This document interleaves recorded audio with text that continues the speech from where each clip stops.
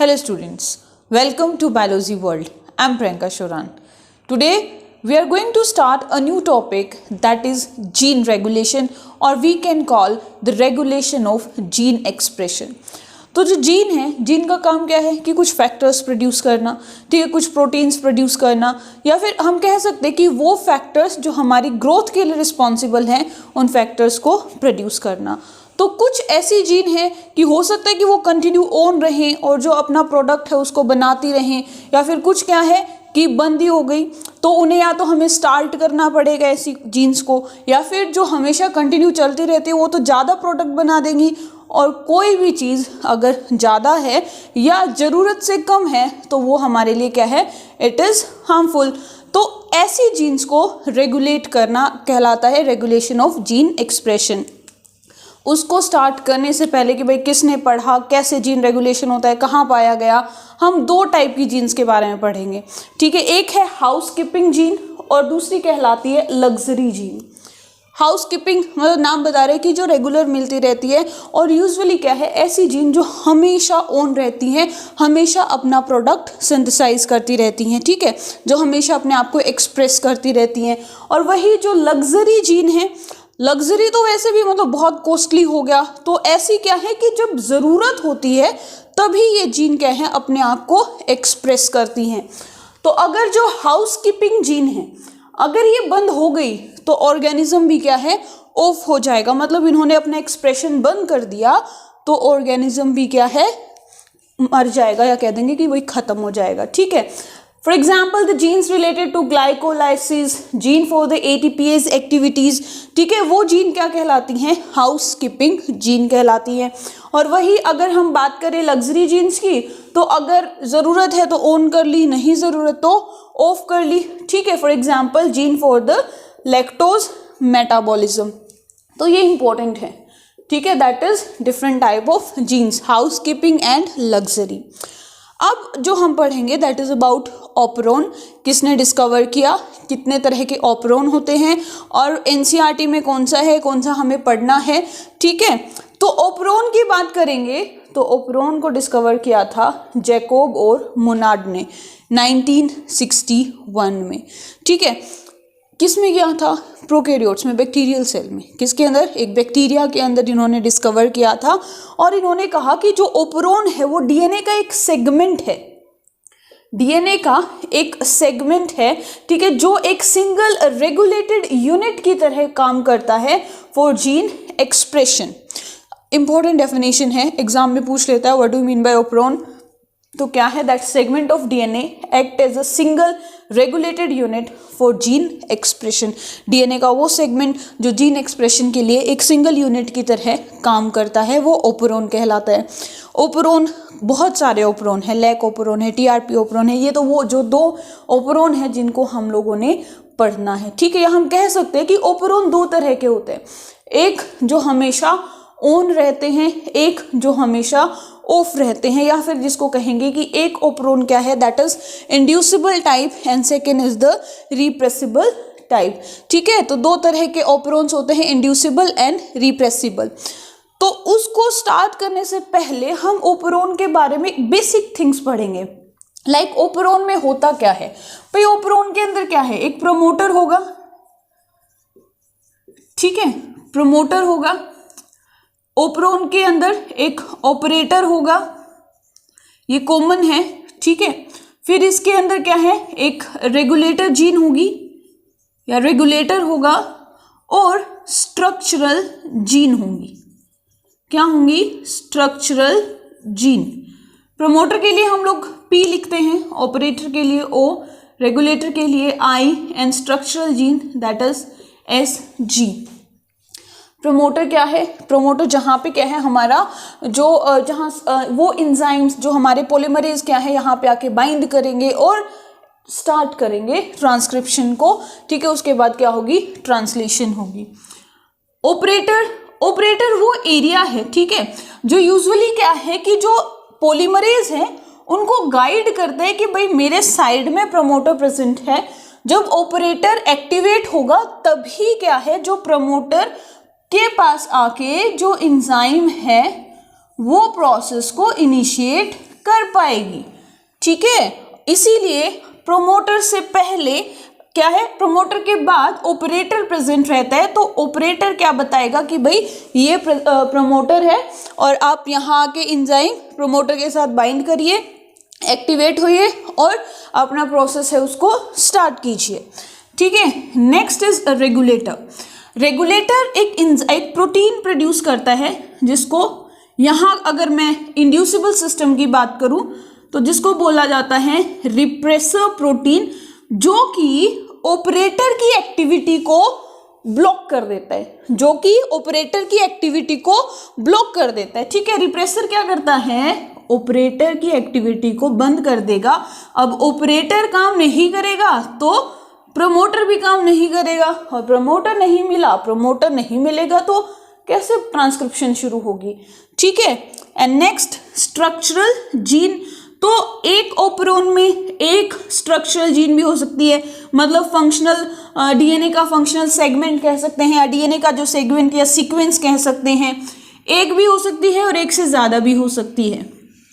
तो अगर मैं बात करूँ लैक ओपरोन की, ठीक है, तो ये क्या है, दैट इज रेगुलेटर, ठीक है, promoter, operator, and these are the 3 structural genes. क्या है, 3 स्ट्रक्चरल जीन है। लैक ओपरोन हमेशा कैसा रहता है, यूजुअली ऑफ रहता है। कैसा रहता है, ऑफ रहता है, और इसको इनिशिएट करवाने के लिए, इसको स्टार्ट करवाने के लिए हमें एक इंड्यूसर की रिक्वायरमेंट होती है, इसीलिए इसको इंड्यूसिबल सिस्टम कहा जाता है। क्या कहते हैं, इंड्यूसिबल सिस्टम। तो अगर मैं यहाँ पे इंड्यूसर की बात करूँ तो लैक ओपरोन में जो इंड्यूसर है वो है लैक्टोज। क्या है, लैक्टोज। या अगर रियल इंड्यूसर की बात करें तो लैक्टोज का ही आइसोमर है, दैट इज एलो लैक्टोज। बहुत इंपॉर्टेंट है, याद रखना, ठीक है। इंड्यूसर क्या होगा, जो इसको इनिशिएट करवाएगा, ठीक है। और इंड्यूसर क्या करता है, इस रिप्रेसर के साथ बाइंड कर लेगा, और बाइंड करने के बाद ऑपरेटर को फ्री कर देगा कि you can now start your process, ठीक है। अब स्ट्रक्चरल जीन्स की बात करूं मैं लैक ओपरोन में, तो 3 स्ट्रक्चरल जीन हैं, Z, Y and A। Z is responsible for beta galactosidase. ये क्वेश्चन बहुत बार पूछा जाता है, ठीक है। Z किसके लिए किसको एक्सप्रेस करती है, beta galactosidase. Y for the permease, ठीक है। Z for the beta galactosidase, Y for the permease, and A for the transacetylase. Permease permission देता है सेल के अंदर, लैक्टोज जो बैक्टीरियल सेल है उसके अंदर लैक्टोज की एंट्री को परमिट करवाता है, एक परमिशन देता है एंजाइम परमिएज। उस लैक्टोज को ग्लूकोज और गैलेक्टोज में ब्रेक डाउन करता है बीटा गैलेक्टोसाइडेज, और ट्रांस एसिटाइल की जो ट्रांस एसिटाइलेज एंजाइम है, ठीक है, वो उसमें एसाइल ग्रुप ऐड करता है, ठीक है। आई बात समझ में। तो ये क्या है, these are the common facts about the lac operon जो आपको याद रखना है, ठीक है, कि Z किसके लिए रिस्पॉन्सिबल है, कितनी स्ट्रक्चरल जीन है, P क्या है, I क्या है। अब जो यूजुअली जैसे बैक्टीरियल सेल के अंदर जो लैक ओपरोन प्रेजेंट रहता है, हम उसके बारे में पढ़ते हैं, ठीक है। तो देखो कैसा है, ये इंड्यूसिबल टाइप है। इंड्यूसिबल टाइप है, इसका मतलब भाई क्या रहेगा, बंद रहेगा, ठीक है। बंद कैसे रहेगा कि हमारा जो रेगुलेटर जीन है it will produce a protein. सबसे पहले हम mRNA देख लेते हैं, रिप्रेसर mRNA बनाएगा, और ये रिप्रेसर mRNA रिप्रेसर प्रोटीन की फॉर्मेशन करेगा।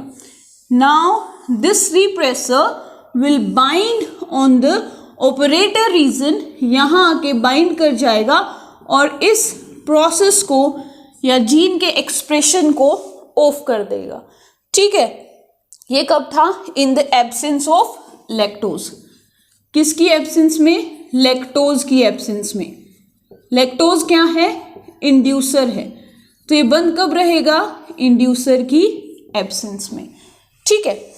अब आप कह रहे हो कि मैम जब भाई बोलोगे ये वाई है, ये परमिएज को बनाता है, तो यहाँ पे तो लैक्टोज आया ही नहीं। अब वाई ने परमिएज बनाया ही नहीं, तो लैक्टोज कैसे एंटर हो जाएगा?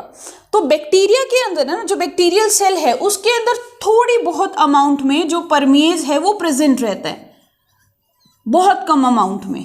ठीक है, वो अमाउंट काफ़ी है लैक्टोज की एंट्री करवाने के लिए।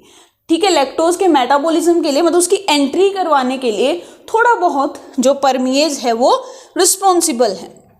तो परमिएज ने क्या करवा दिया? लैक्टोज की एंट्री करवा दी। अब जो परमिएज है, ठीक है, जैसे ही लैक्टोज की एंट्री करवाएगा, लैक्टोज क्या कर जाएगा? It will bind with the repressor, और हम कहेंगे कि जो हमारा इंड्यूसर है वो बाइंड कर जाएगा रिप्रेसर से, and it will form the inducer repressor complex. अब रिप्रेसर को तो हमने बांध के रख लिया। ठीक है, अब ये ऑपरेटर के साथ जाके बाइंड नहीं कर सकता। ऑपरेटर के साथ जाके बाइंड नहीं करेगा तो हमारा जो ओपरोन है वो कैसा हो जाएगा? ऑन हो जाएगा। किसकी प्रेजेंस में? इंड्यूसर की प्रेजेंस में। ठीक है, आरएनए, अब ऑपरेटर स्टार्ट हो गया तो आरएनए जो पॉलीमरेज है, या जो पॉलीमरेज है हमारा एंजाइम, वो प्रमोटर के साथ जाके बाइंड कर जाएगा, और प्रमोटर ऑपरेटर को लांघते हुए कहाँ चला जाएगा? स्ट्रक्चरल जीन के पास, जिसमें पहले क्या होगी? ट्रांसक्रिप्शन होगी, फिर क्या होगी? ट्रांसलेशन होगी। ठीक है, और ट्रांसलेशन होने के बाद जो जेड क्या बनाएगा? Beta galactosidase. ठीक है, वाई क्या बनाएगा? परमिएज, और ए क्या बनाएगा? Transacetylase. परमिएज एंजाइम आ चुका है, लैक्टोज आता रहेगा। ठीक है, अब वो रिप्रेसर के साथ बाइंड करेगा। अब लेकिन यहाँ पे क्या होगा?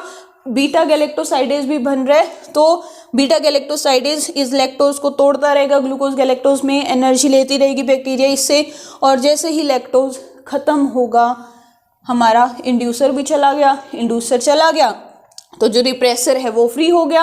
रिप्रेसर फ्री हो गया तो वापस जाके क्या है? ये ऑपरेटर के साथ बाइंड कर जाएगा, और हमारा जो ऑपरोन है वो हो जाएगा ऑफ। क्या हो जाएगा? ऑफ हो जाएगा। ठीक है, तो इसीलिए इसको ऑन ऑफ ऑपरेशन सिस्टम भी कहते हैं।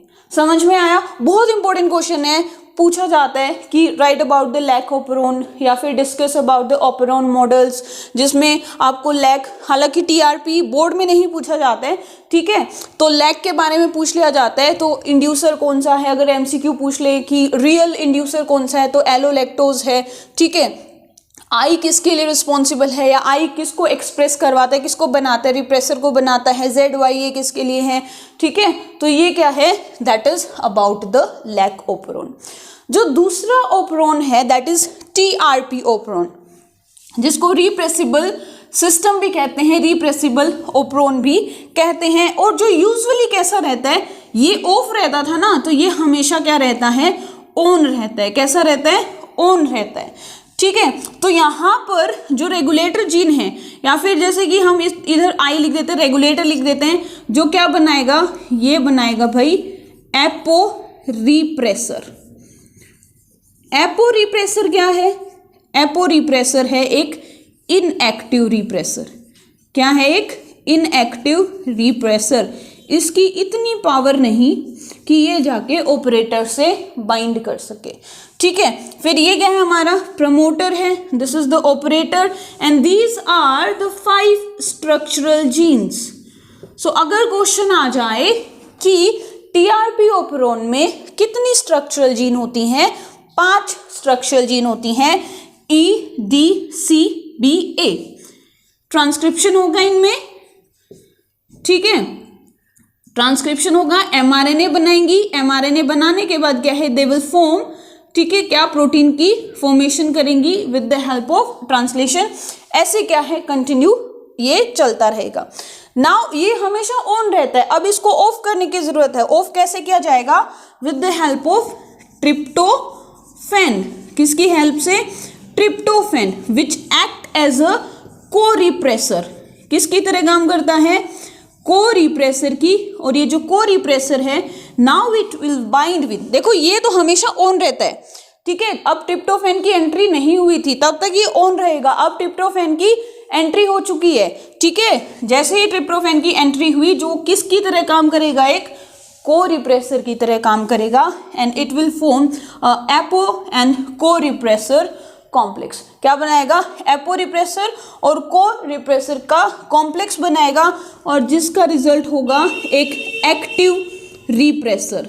इन दोनों का रिजल्ट क्या होगा, एक एक्टिव रिप्रेसर। जैसे ही रिप्रेसर एक्टिव हुआ, it will bind with the operator, ठीक है, और जो ट्रांसक्रिप्शन है उसको ये स्टॉप कर देगा। मतलब अब जो प्रमोटर है इसके साथ जो आरएनए पॉलीमरेज है वो बाइंड नहीं कर पाएगा और ट्रांसक्रिप्शन नहीं हो पाएगी। ट्रांसक्रिप्शन नहीं हो पाएगी तो ट्रांसलेशन नहीं हो पाएगी, जीन अपने आप को एक्सप्रेस नहीं कर पाएगी, ठीक है।